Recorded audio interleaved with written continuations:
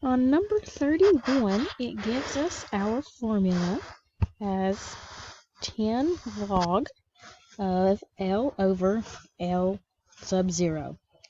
And it says that L sub 0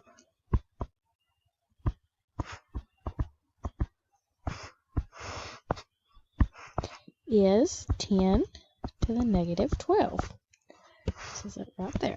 Okay, and then it says that L is 6.7 times 10 to the negative 3. So we're going to plug that in up there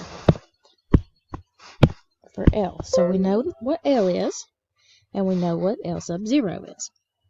So now we know everything that we need to know, and we just need to find out what it equals.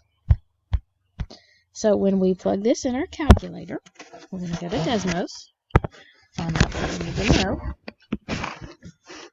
So we're going to say 10 times log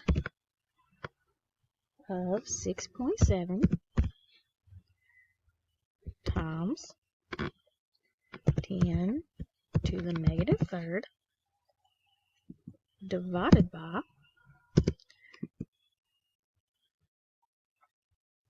and the good thing about Desmos is that you can put parentheses in after the fact and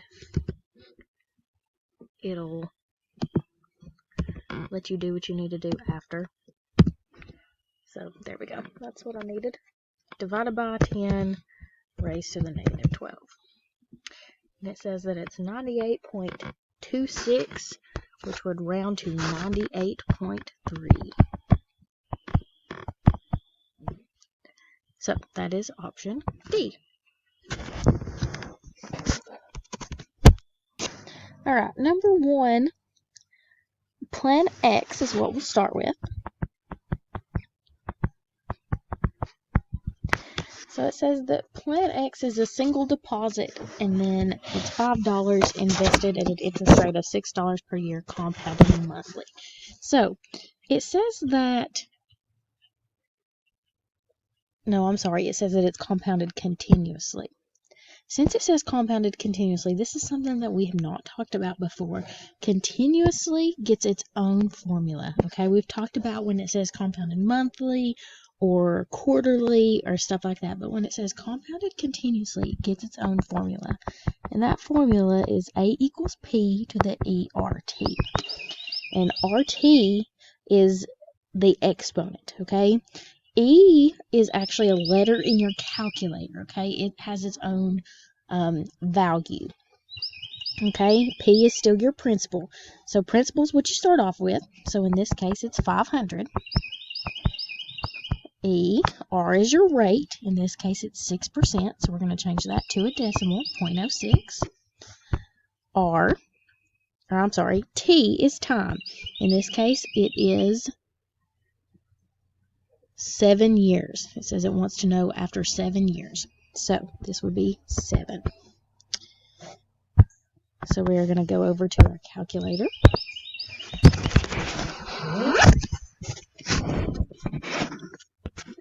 We are going to say 500 E, which if you type in an E, it will know what that is, raised to the 0.06 times 7. It says that that's 760.98. So A equals 760.98. So that's for plan X. So part A over here, part A, we'll just zoom out. Plan X is 760.98. So then we've got to find out what plan Y is. And it actually gives you the formula for plan Y.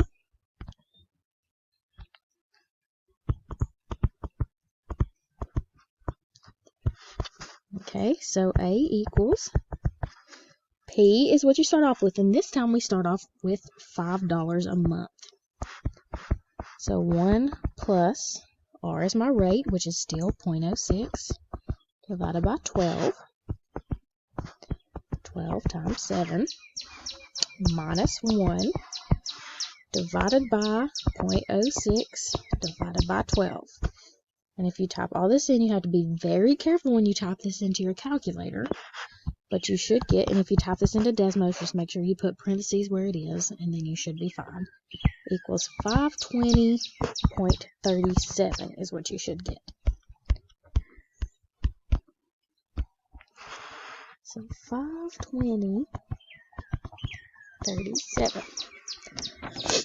And then part B wants to know how long it will be before plan Y catches up to plan X. Okay, so if we keep going with plan Y, we'll start with plan Y because that's the one that's going to take us the longest to type in the calculator. Okay, and then if we just keep typing it in, we just can change our numbers that we have to change. Okay, so plan Y, if we change that to a 10, then after 10 years we have $819.40. After 12 years, we have 10.50.75. After 14, we have 13.11.52, and then we have 16.05.46. And we'll actually type one of these in just to make sure that everybody knows what I'm talking about. So, we will say, flip my computer over, 5, we're going to put 2 parentheses, 1 plus, I'm going to put another parentheses, 0.06 divided by 12, go outside 1 parentheses, raised to the 12 times 7. Nope. Times 7. Okay, then we're going to subtract 1. Then we're going to divide it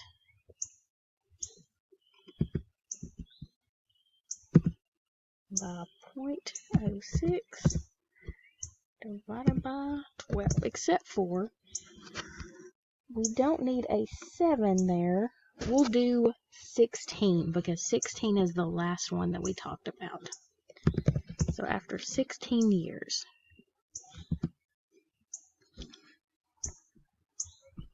okay, I had to do some rearranging there. I had some parentheses in the wrong spots. I had to put the parentheses around the 1 plus 0.06 divided by 12. You need to put another set of parentheses there.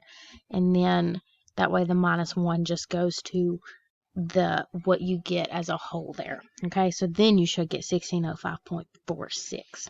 So then that's what we got as our answer. Okay, so then whenever we talk about plan X, whenever we plug in 10 years, you get 911.06. And we want more in plan Y than plan X. So we still have more in plan X. So we're not there yet. Whenever we plug in 12 years, we get 1027.22. Now there we have more in plan Y than we do in plan X. So there is where we can stop because we have more in plan Y. Alright, number 2 is talking about another investment. She has $500. She wants to see how much she'd have at the end of 4 years with different investments. Okay, she has 6% interest rate and it wants to know annually, quarterly, monthly, and continuously. So annually, quarterly, and monthly is going to be our one that we talked about just a couple weeks ago. So that's going to be the formula A equals P times 1 plus R over N to the NT. And we talked about that just a couple weeks ago. So for compounded annually only happens one time a year. So N would be 1. For quarterly is how many quarters in a dollar? That would be 4. And then monthly, you have 12 months in a year. So N would be 12 there. Okay, so then you would just plug everything in.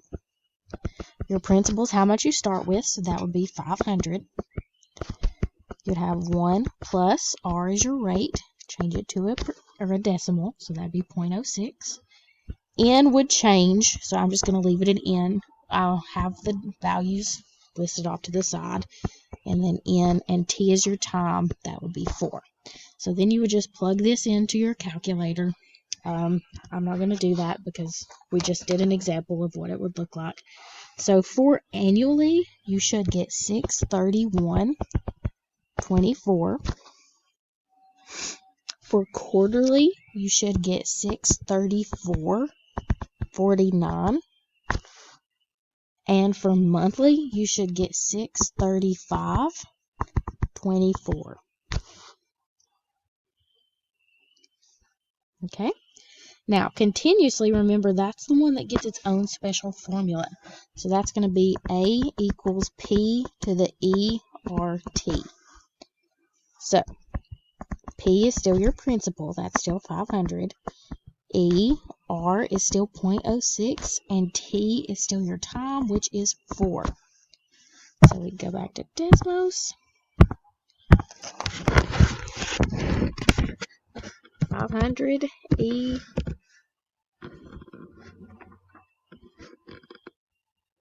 to the 0.06 times 4. So that should be 635.62 in this case. So 635.62. So this one's, as long as you know the formulas, you're good on this one. So part B wants to know how long it will take to double her investment if it's compounded continuously. So that's this formula right here. So if she has 10 years, instead of a 4, we're going to have a 10. Now, she starts off with $500. So for it to double, she needs at least $1,000. So if instead of a 4 there, she had a 10, then she has 911. That's not 1,000. So we're not there yet. If she had a 12, she's at 1027. So that's over 1,000. So that's where she needs to be. So 12 is good. Alright, so on this last one, Sally's buying a car. She's already saved $900, and she has to borrow the rest from her family. So this is a compounded quarterly, so that tells us that we're going to use our A equals P, 1 plus R over N to the NT formula. Okay, P is our principal.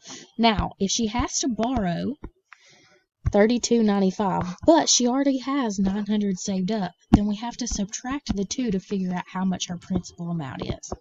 So when we subtract those two numbers, we get $23.95. Okay, then we have 1 plus our rate. If you look up it, she has 5% interest. So that would be 0.05. N, it's compounded quarterly, so that's going to be a 4. And then time is 2 years, because she has to make payments in 2 years. So whenever we do that, we should get 2645.24 when you type that in your calculator. So that's our first answer. And then it wants to know, after she pays it back, after the end of 2 years, how much interest, or her family lets her keep the interest, how much is she going to get to keep? So she started off with $23.95. That's how much her principal was. So we're going to take our $26.45 and subtract $23.95 from it. So when you do that, you should get $250.24. And that is the end of this practice.